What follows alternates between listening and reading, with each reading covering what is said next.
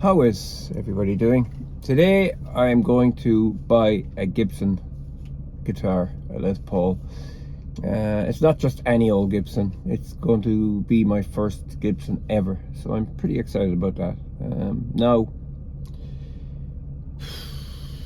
in my life, Gibsons go way back to when I started playing the guitar when I was in my late teens. See them on TV, you know, it was kind of the cool thing.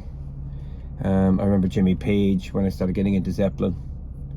You know, the Les Paul was kind of synonymous with rock. It was cool. Page looked really cool with his hanging down low. And then of course Guns N' Roses came along in the 90s, and you know, the Les Paul looked immortal. But anyway, after over a decade of buying and selling Fender guitars and settling on mainly Telecasters, which I really like, and I've got some nice ones now, I decided, you know, last summer that, you know, I have all the Fenders I need for what I do, and Gibson was in the back of my mind. But the problem is Gibsons are expensive, you know, and I know there's alternatives out there, you know, like Tokais and all these things, and you know, obviously Epiphone, which is kind of it's like to Squire, to Fender, to Epiphone, to Gibson. But Epiphone for me, you know, I if you want a Les Paul or if you want a Gibson, buying an Epiphone is kind of, you're buying something that's actually not a Gibson, plus the fact that, you know, it is not made in USA. I know a lot of people kind of go, look, it's made on a machine, whatever, but there's something about the Gibson, you know, it's Gibson on the headstock, and plus the fact as well, you know, the value of the instrument is never going to plummet. So I think that, you know, if you want a Les Paul, you know, and there's loads out there. I mean, you've got different types, you know, you've got the faded series, and you've got the you know, the kind of tributes. They're not that expensive secondhand. Also, like SGs, I've seen them go for next to nothing. But for me, last week I was looking, and I was having a good think about it, and some of the new standards, the 2021 standard came up in Cherry Burst, which is the holy grail really for me. I just love those colors. But again, those guitars newer, 2.7, 2.8, you could pick them up used for 2.1, 2.2. But buying it online, there was one for sale in Germany, mint condition with the case. But buying it online, you've no way of trying it out. In Ireland, there's only Gibson dealers in Dublin, and that's, you know, that's a 3-hour drive. So the thing is, and the shops, if you look online, they don't have a full range and stuff. So it's going to be very tricky to actually sit down with Gibsons in the shop and try them all out without spending a day or two doing it. So I came across a Les Paul Studio 2010 in mint condition, which was pretty appealing. I know now some people will say, there's no binding, there's no neck binding and stuff. The new ones have neck binding actually, yeah. But the binding, it just doesn't really bother me because it doesn't do anything to the sound. This is wine red. I like wine red guitars. I've always liked this Studio in wine red. I remember seeing one back in '93 and thought, oh my god, I have to have this. And I nearly bought one in '95, except I ended up buying a Gordon Smith, which was a UK company, and that was kind of almost a Les Paul Studio. It was similar, it had the coil taps and everything like that. But anyway, cut a long story short, tracked one down. It's nearly 2 hours away, so I'm in the car now. The engine's running, the seats are heated, and I'm ready for action. It's 8:53, and in about 2 minutes I'm going to kick off and go and find this baby. So yeah, it'll be interesting. You know, I'm getting it at a good price as well, and yeah, so it'll be my first Gibson ever, and you know, hopefully I'll bond with it. If I don't, well, I can still sell it on for what I paid for it easily. So yeah, it's very exciting. I nearly bought one of the Les Paul Voodoos as well back in 2006 or 7. Those, but I'm glad I didn't. They look kind of, with the, you know, I think you kind of got to stick to tradition. keep them as traditional as possible. Now, of course, there's other ones out there as well now, which I'm obsessing over. The Gem series. The Gem series were built in the mid-90s for the Japan market, and they come in 5 different colors. And the blue one, I think, is it sapphire. They've got P90s and they are absolutely stunning.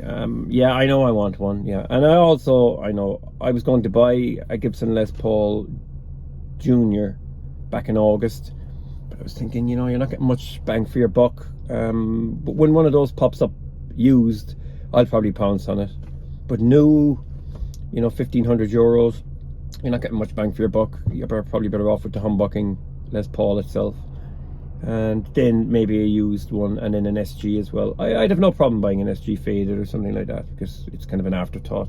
You've got your kind of 3 main Gibsons then after that. So anyway, yeah, let's go, let's roll.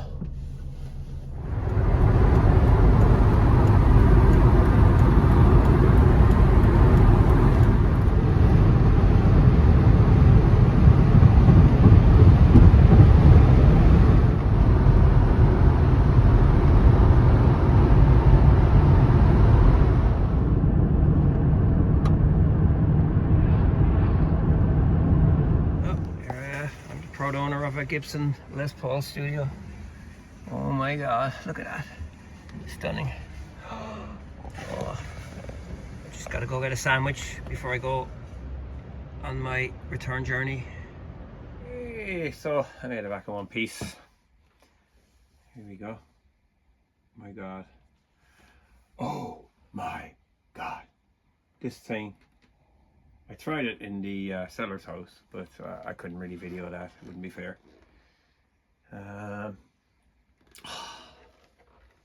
No coil taps. I always thought studios had coil taps. I'm glad it doesn't, it's not that heavy. It feels heavy, but it's not too heavy, Yeah, it is a stunner. I'm glad it's got the old style tuning pegs. It's actually quite loud plugged out.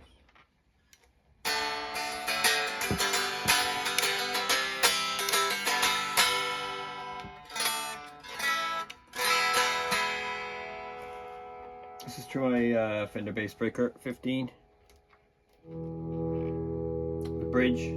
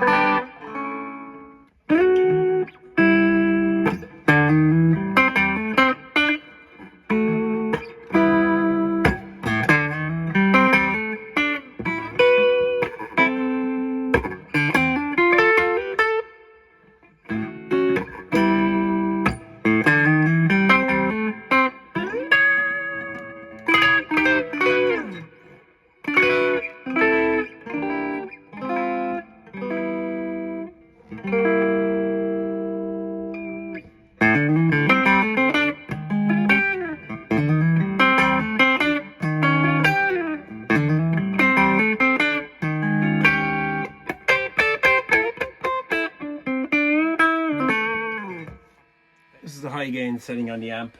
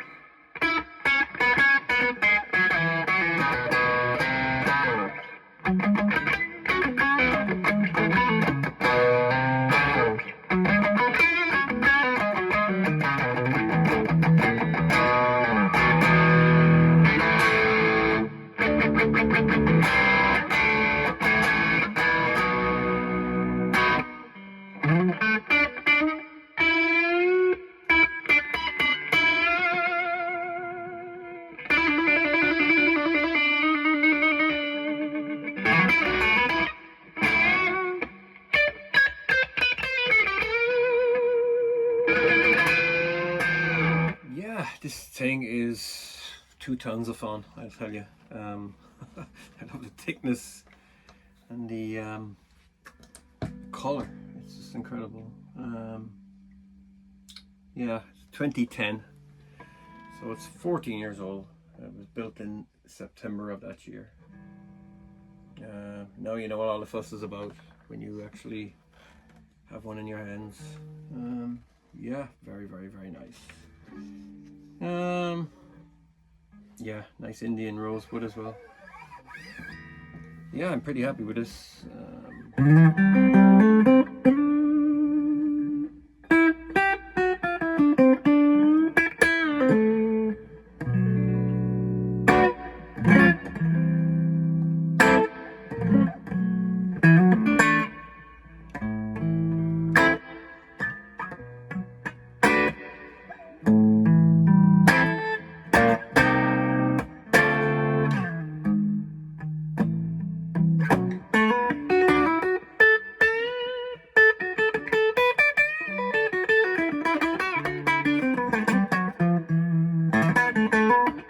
Each note has a kind of a punch to it. This is the humbuckers.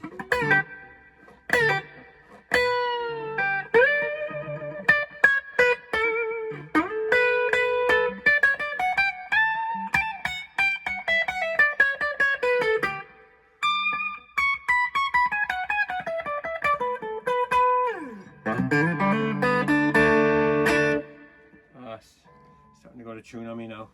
Yeah, pretty happy with this. I don't know, there's loads of information online. It's just a minefield. I can't even get into it. Yeah, that's all there is to say. I gotta soak this in and enjoy it. So yeah, thanks for watching. Feel free to subscribe and take care.